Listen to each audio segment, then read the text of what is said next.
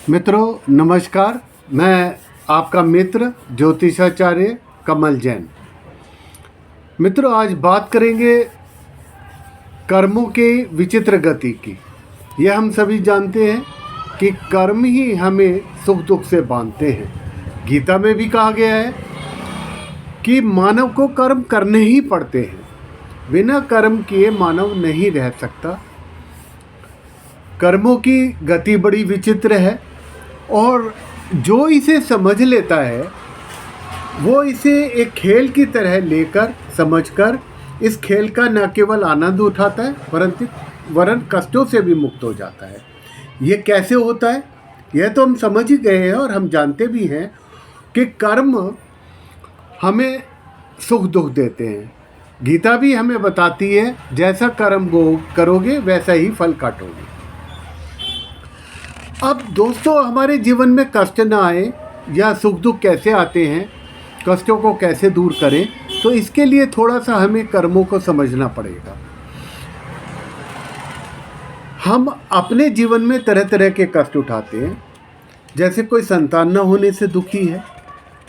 कई लोग ऐसे होते हैं जिन पे धन संपत्ति है पर संतान सुख नहीं है। कई लोग ऐसे हैं सब कुछ है, स्त्री सुख भी है, परंतु कुछ शारीरिक कष्टों के चलते कुछ अन्य कारणों से वो गृहस्थ का सुख भी नहीं उठा पाते। ऐसा क्यों होता है?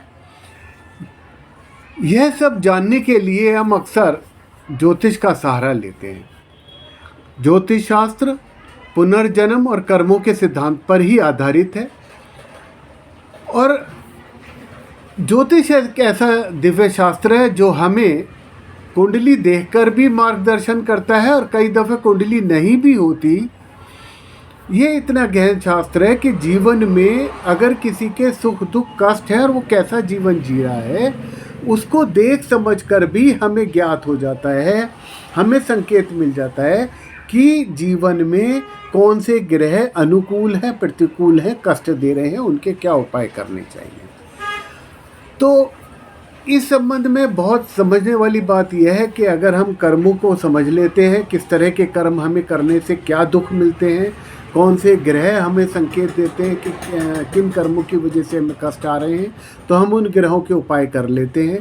लेकिन इन ग्रहों के उपाय करने से पहले हमें कर्मों की गति को समझना जरूरी होगा, कर्मों का विज्ञान समझना जरूरी होगा, क्योंकि ज्योतिष कर्म से ही संबंध रखता है।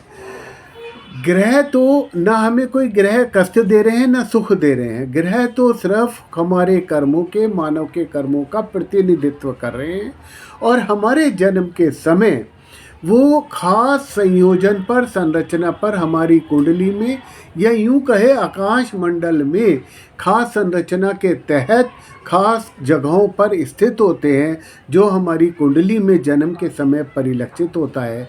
और एक ज्योतिषी उसको डिकोडिफाई करके उन ग्रहों से संकेत पकड़ता है और उस मानव के जीवन में उन ग्रहों से किन कष्टों के और सुखों के कब कब कैसे होंगे, इन संकेतों को पकड़ करके प्रेडिक्शन, भविष्यवाणी करता है और उसी के अनुरूप ग्रहों से ही हमें उपायों का भी पता लग जाता है।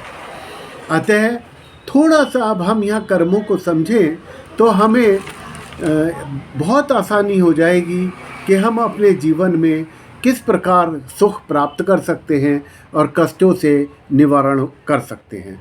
तो कर्मों की गति बड़ी विचित्र है। इस खेल को समझें और अपने कष्टों को दूर करें। मैं समय समय पर इस वीडियो के माध्यम से शास्त्रोक्त बातें आपको बताता रहता हूँ, आगे भी बताता रहूँगा। आप इस मेरे चैनल को लाइक करें, सब्सक्राइब ना किया हो तो सब्सक्राइब करें। आने वाले समय पर आपको ज्योतिष और अध्यात्म पर जीवन में जिस प्रकार भी आपको सुख शांति समृद्धि मिल सकती है उस प्रकार के उपाय और सलाह मिलती रहेंगी। ये सब शास्त्रों पर आधारित होंगी और बड़े सात्विक ढंग से आपके जीवन में आनंददायी होंगी। अब हम थोड़ा सा कर्मों को समझ लेते हैं। कर्म कांड में कर्तव्य कर्म के दो भेद बताए गए हैं, एक इष्ट कर्म और पूर्त कर्म। इष्ट कर्म वो हैं जो हम यज्ञ आदि करते हैं और जिसकी शास्त्रों में मंत्र आदि द्वारा विधि दी गई होती है। पूर्त कर्म वो होते हैं जो हम समाज कल्याण के लिए लौकिक कार्य करते हैं, जैसे कूप बनवाना या धर्मशाला बनवाना, और आज के समय में भी वर्तमान में जो आधुनिक रूप से मानव कल्याण के लिए योजनाएं चलाई जाती हैं, समाज के कल्याण के लिए हम अपने सामूहिक स्तर पर या सामाजिक स्तर पर सेवा और कल्याण कार्य करते हैं, वे सब इस पूर्त कार्य के अंदर आते हैं, लौकिक कार्य के अंदर आते हैं।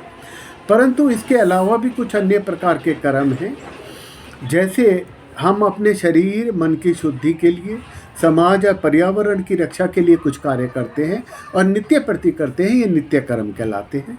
और जो भी कार्य हम किसी निमित्त से और कारण से करते हैं, जैसे कि हमारे शास्त्रों में 16 संस्कार बताए गए हैं, जन्म पूर्व से लेके और मृत्यु पर्यंत तक जो भी 16 संस्कार किए जाते हैं, विवाह के निमित्त या संतान या गर्भ धारण से पूर्व से लेकर संतान प्राप्ति तक, इस प्रकार के जितने भी हमारे जीवन में घटनाएं घटती हैं, उन सब की पवित्रता के लिए पूजा अनुष्ठान और जो कर्म आदि किए जाते हैं, वो सब नैमित्तिक कर्म हैं, वो किसी न किसी निमित्त कारण से किए गए होते हैं।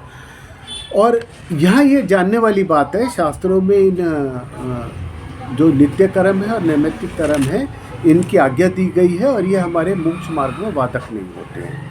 इसी प्रकार इनके अलावा जो भी और हम 2-3 प्रकार के कर्म और हैं, जैसे काम्य कर्म है, जो हम किसी कामना की पूर्ति के लिए करते हैं, जैसे नौकरी करना आजीविका के लिए करते हैं, या व्यापार, जो भी हम आजीविका संबंधी कार्य करते हैं, या हम स्वास्थ्य लाभ के लिए रुद्राभिषेक कर रहे हैं, कोई धर्म ध्यान कर रहे हैं, तो वो काम्य कर्म है। और अगर हम निस्वार्थ भाव से सिर्फ केवल भगवान की आराधना मोक्ष प्राप्ति के लिए या और अन्य उच्च उद्देश्य के लिए करते हैं, तो वो काम्य कर्म से बाहर हो जाते हैं। इसी प्रकार कुछ हमारे निषिद्ध कर्म हैं, जैसे सगोत्र विवाह न करना, स्त्री या विरध पर हाथ न उठाना क्योंकि वो अपनी रक्षा नहीं कर सकते, और इस तरह के निषिद्ध कर्म हमें पतन की ओर ले जाते हैं। और दोस्तों, यही समझने वाली बात है, ये जो काम्य कर्म है और निषिद्ध कर्म है, मेरा ये जो कर्मों को बताने का कारण था वो यही था कि आपको मैं समझा सकूं किस प्रकार के कर्म हमें कर्मों से बांधते हैं और वो कर्म हमें सुख दुख की ओर ले जाते हैं। तो इस प्रकार के जो काम्य और निषिद्ध कार्य है, वो हमारे सुख दुख का परिणाम बनते हैं। इसी प्रकार कुछ हम प्रायश्चित कर्म भी करते हैं। अब जैसे निषिद्ध कर्म है, तो वो कहीं ना कहीं कभी ना कभी किसी से हो भी जाते हैं। अगर वो हो जाते हैं, ग्लानि स्वरूप उसके प्रायश्चित के लिए वो जो कार्य करता है, वो प्रायश्चित कार्य कहलाते हैं। और प्रायश्चित जो कर्म हैं, वो भी हमारे मोक्ष मार्ग में बाधक नहीं होते। हमारे जो मोक्ष मार्ग के बाधक कर्म है, उनसे मुक्ति दिलाते हैं। तो प्रायश्चित कर्म भी अगर जरूरी है तो कर लेना चाहिए, ताकि हमारे निषिद्ध कार्यों से हमारे जो उसके दुष्परिणाम है, उनसे छुटकारा मिल सके। तो दोस्तों, आपने समझा किस प्रकार हमारे कर्म हमें सुख दुख की ओर ले जाते हैं। हमारे पूर्व जन्मों के जो संचित कर्म चले आ रहे हैं, उनके परिणाम तो हमें भोगने ही होते हैं। उन परिणामों को, कष्टों को कम करने के लिए हम जो वर्तमान में ग्रह चाल समझ करके या उसकी काट के लिए जो शुभ उपाय करते हैं, शुभ कर्म करते हैं, ताकि हमारे पूर्व कर्मों के कष्ट कम हो जाए या न्यूट्रलाइज हो जाए, तो इन सब जो कर्मों को हम करते हैं, उससे जो हमें फल मिलते हैं, वो हमें सुख देते हैं। तो इस प्रकार कर्मों की गति को समझकर, खेल को समझकर, हम इसकी विचित्रता को समझकर अच्छे कर्म करें। और केवल अच्छे कर्म तभी कर पाएंगे जब हम अच्छी भावना और अच्छे भाव रखेंगे। तो हमें इन दोनों चीज़ों का ध्यान रखना चाहिए और इन सब चीज़ों को समझ करके अपने जीवन में इन अच्छे कर्मों को ग्रहण करना चाहिए। अब ज्योतिष में जैसे किसी के सब कुछ है, संतान नहीं है, तो अवश्य ही हमारा ज्योतिष शास्त्र बता देता है कि इसका पंचम भाव या गुरु ग्रह कोई ना कोई पीड़ित होगा या दोनों पीड़ित होंगे। इसी प्रकार जीवन में स्त्री कष्ट हमारे को ग्रस्त सुख में कमी दिख रही है, तो सप्तम भाव पीड़ित होगा या शुक्र ग्रह पीड़ित होगा। तो किसी की कुंडली नहीं भी हो तो हम ग्रह जीवन में किस तरह के परिणाम और दुख सुख चल रहे हैं, उससे हमें पता लग जाता है कि किस तरह की कष्ट किन ग्रहों की वजह से है और किस धर्म, ध्यान, उपासना, दान, पुण्य आदि करने से हमें लाभ होगा।